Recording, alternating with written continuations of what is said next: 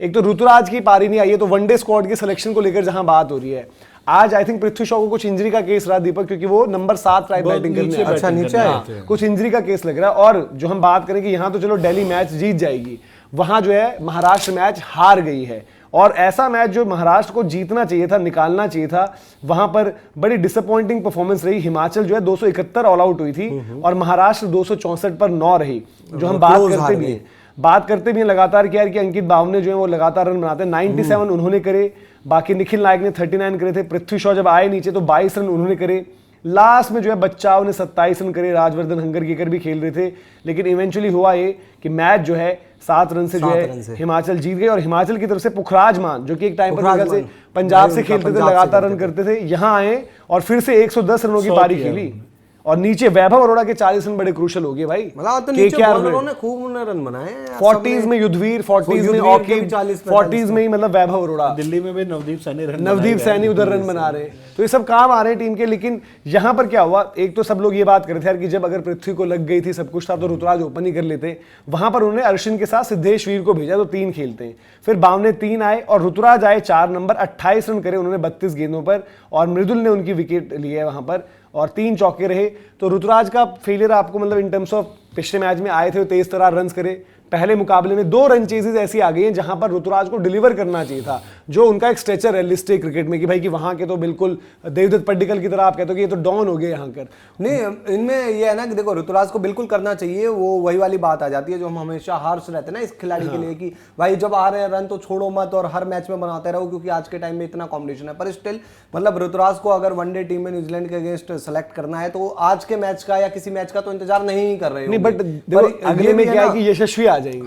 ठीक है, आप इवेंचुअली मतलब जो भी है ठीक है, ऋतुराज एक ऑप्शन प्रोवाइड करते हैं कि मैं ओपन भी खेल लूंगा, 4 भी इसमें ये भी है ना, ऋतुराज को देखो हर मैच में अगर जज करने लगे, आज ऋतु टीम में नहीं थे ना। फॉर एग्जांपल सुनो सही, आज ऐसा हो कि ऋतुराज के रन नहीं आए और आज ही अगर एक मैच खेले होते, मैं मान रहा हूं 31 को मैच खेलकर यशस्वी बना देंगे 130 रन फॉर एग्जांपल। यशस्वी पहले भी तो थे, यशस्वी पहले भी थे ये बात। लेकिन हमने ऋतुराज के लिए ये रखा ना कि ऋतुराज उस दिन भी 100 बना गया था जब उसको वनडे में जगह मिली। बाकी ऋतुराज आपके लिए एक ऐसा ऑप्शन हो जाता है जो बैकअप ओपनर भी हो जाता है, जो 4 नंबर भी खेल लेगा, जरूरत पड़ेगी तो 3 पे भी खेल लेगा उस हिसाब से। और दूसरा, इसी टीम मैनेजमेंट ने मान लिया था ना कि भाई यशस्वी जो है अभी एक ही फॉर्मेट में रखते हैं, आप लाए जरूरत पड़ने पर उनको वनडे में लाए। पर स्टिल ऋतुराज गायकवाड़ अगर आप 1-2 इनिंग उनकी देखने लगोगे कि यार इस इनिंग में पता चला कल को 2 इनिंग में यशस्वी फेल हो गए, उसमें ऋतुराज ने 100 मार दिए, बट तो हर सीरीज में टीम नहीं बदलते रहोगे ना। ऋतुराज का केस ये है कि ऋतुराज की जो जगह बनी टीम में, वो अगर आपका ओपनर ज्यादा तो नहीं बनती, वहां पर यशस्वी ही आते। और 4 नंबर भी उन्होंने इसलिए खेला क्योंकि गौतम गंभीर या मैनेजमेंट 4 नंबर ऋषभ पंत को देख ही नहीं रही थी, वो ऋषभ पंत को देखना ही नहीं चाह रहे थे।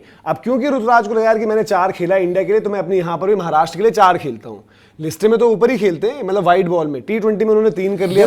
अगर टीम की सिंपल प्रायोरिटी होगी कि हमें सिर्फ ओपनर ही चाहिए और एक ओपनर ही देख रहे हैं, ऋतुराज तो ऐसा प्लेयर है कि वो तीनों चारों जगह पर खेल लेगा, तो फिर ये यशस्वी के साथ ही जाएंगे, क्योंकि ओपनर के रूप में परफेक्ट तो यशस्वी है, पहले से नाम चल रहा था भाई। देखो, पर जरूरत के हिसाब से ऋतुराज बेहतर है। मेरी फिलॉसफी ये थी, मैं देखता हूं कि आपका बेस्ट ऑप्शन कौन सा था। पहले आपका बेस्ट ऑप्शन पहले एक उन्हीं यशस्वी जायसवाल के नाम को लेकर जब शोर मच रहा था कि ये बंदा कैसे टीम से बाहर है क्या नहीं है, सारी चीजें। चलो वो बाहर था, उसको वनडे मौके मिले, उसने शुरुआत में नहीं चले, तीसरे मैच में जैसे ही बैटिंग करके फंसाकर फिर 100 लगाया। आपकी फिर ये वही चीज होगी भाई कि सोच बड़ी फ्लक्चुएट। अब आपको क्या ऑप्शन चाहिए रेंज में कि ये ओपन भी करे, 4 भी करे, या फिर आपको जो है बैकअप ओपनर आपका जो था वो रहेगा।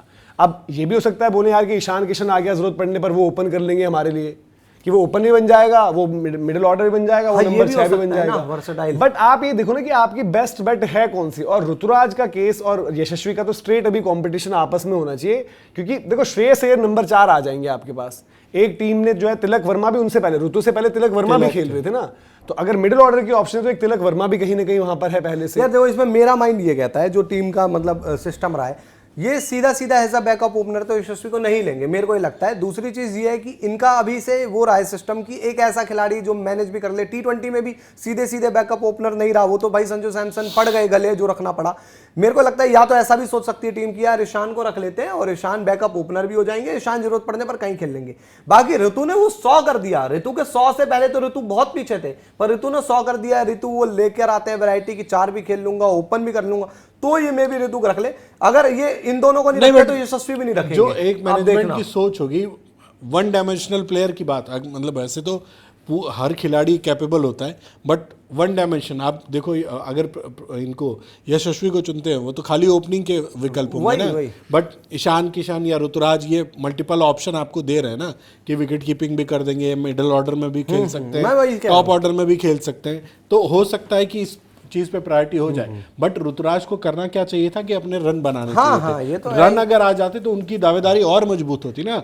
अब हो सकता है कि भाई अगर ईशान किशन नहीं आ रहे हैं तो आप ये कहोगे ना कि यार हमें मिडिल ऑर्डर में अभी हमारी ज़रूरत है नहीं उस तरीके की, और यशस्वी चूंकि पहले से टीम के साथ है इसलिए इन्हीं के साथ कंटिन्यू कर लेते हैं। क्योंकि मेरा देखो सिंपल से अब आज ठीक है, आज हमें लग रहा है कि यशस्वी की जगह ऋतु आए थे, तो अब ऋतु, जैसे मैंने पहले भी तब भी कहा था, मेरी तो चॉइस थी कि इवन नंबर 4 पर भी उस टाइम पर आपको ऋषभ पंत को देखना चाहिए था। ऋतु आए, उन्होंने बहुत बढ़िया किया, जबरदस्त, बट ऋतुराज क्या नंबर 4 लॉन्ग रन में वैसे भी आपके श्रेयस अय्यर वापस, अगर श्रेयस अय्यर की इंजरी होती तो मैं कहता था कि ऋतुराज को बिल्कुल बने रहना चाहिए। और एक ऋतुराज बेंच में रहे, मैं कहूँगा उससे बढ़िया जाकर वो अपने विजय हजारे में जो उनका फॉर्मेट है वनडे मतलब लिस्ट ए वाला, वहां पर जाकर रन्स करें और आगे के लिए और ज्यादा केस अपना बनाएं।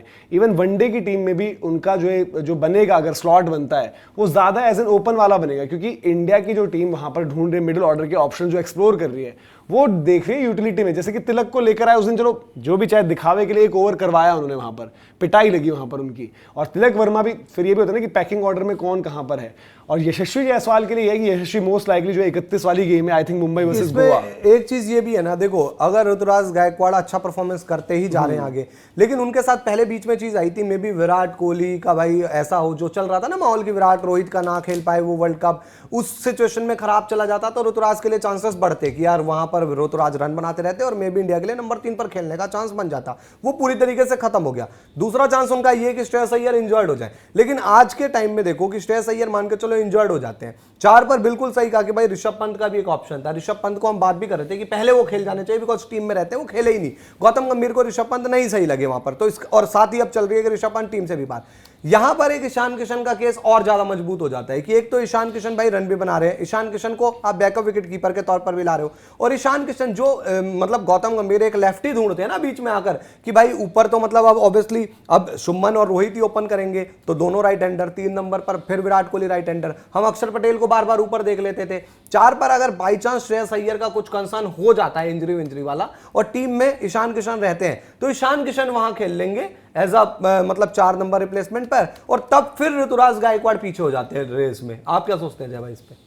मतलब बात आपकी सही है, वही चीज़ है, बट वो है ना कि ऋतुराज को लेके जो चीज़ें चल रही थी कि ऋतुराज अभी हाल फिलहाल में क्यों चर्चा में आए थे कंसिस्टेंसी की वजह से ना। वो कंसिस्टेंसी उनको अभी इस टाइम पे जब बात हो रही थी कि वनडे टीम का मतलब वो बैकअप वाली स्क्वाड का हिस्सा हो सकते हैं, तो उस टाइम पे उनकी फॉर्म डिप नहीं होनी चाहिए थी। हाँ, उनको ऊपर ही ले जाना चाहिए था। मतलब दो वैसे गलत टाइम पे हो सकता है इसका खामियाजा उनको उठाना पड़ेगा। मेरा सिंपल सी बात है कि जैसे ऋषभ पंत वाली गेम भले ही दिल्ली जीत गए, बट वो मैच यार आप जब इतने बड़े प्लेयर हो आपको जितानी चाहिए। ऋतुराज गायकवाड़ उस दिन भी स्टार्ट आई थिंक 80 रन के आसपास अश्विन और पृथ्वी शॉ ने लगा दी थी। उनकी गेम थी मेरे ख्याल से पंजाब के अगेंस्ट, 300 प्लस की चीज थी, और मैं तो सुनील के साथ बैठा था, मैंने कहा सुनील ये गेम महाराष्ट्र जीतेगी क्योंकि ऋतुराज ने आना है और अब स्टार्ट लग चुकी है, ये हो जाएगा। उसमें पहले अश्विन रन आउट होते हैं, पृथ्वी शॉ कॉटन बोल्ड होते हैं, ऋतुराज बोल्ड होते हैं, मैच ही खत्म।